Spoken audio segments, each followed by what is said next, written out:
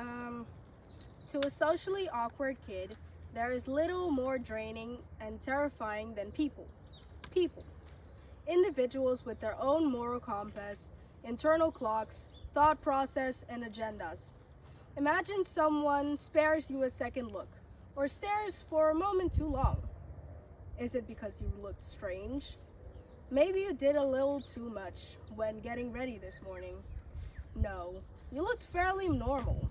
Granted, you might be dressed a little shabby for the specific store, but you're nothing that warrants that reaction. Perhaps it's your spirit then.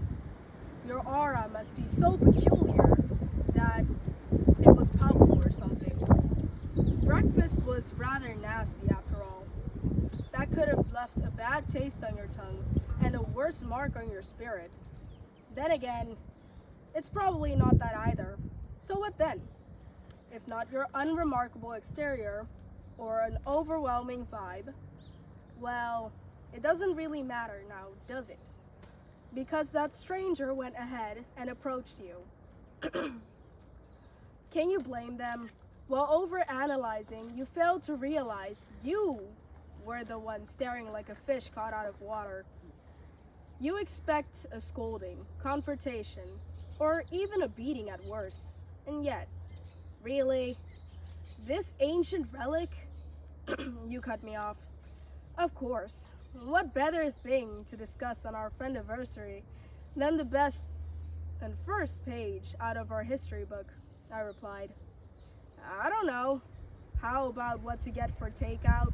Or that atrocious haircut you got last week? Well, what about it? Nothing. It just looks like I could park a private jet on that forehead now. You're hilarious, you know. I snared back, my voice oozing with mock sarcasm. One of us has to be. If you look funny, I'll be funny. You fired back. Uh-huh.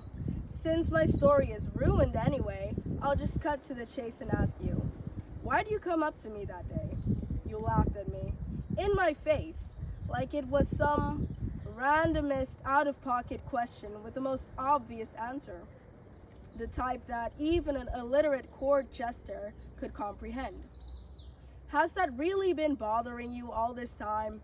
My answer definitely won't be worth the wait. A little irritated, I barked back. Well, spit it out then. You took a few dramatic huffs and puffs of air to calm down from the hysteria and answered me yet again. Fine, but it will be rather anticlimactic. You took a breath and finished your thought. I just wanted to. Dumbfounded, I couldn't help but lose my irritation. Astonished, I respond with audible disbelief. You're kidding me, right? Right? That can't be it. You grinned like a clown and responded in an almost sing-song tone. And if it is? In the middle of a sale at a Dutch bankrupt furniture store in a barely stocked aisle on a random Thursday, I felt like approaching you. So I did. I stared back at you with a befuddled expression. In that moment, you casually chimed in again. Now, for the more important question. Dinner? Defeated, I respond. Pizza sounds good. Great, you say.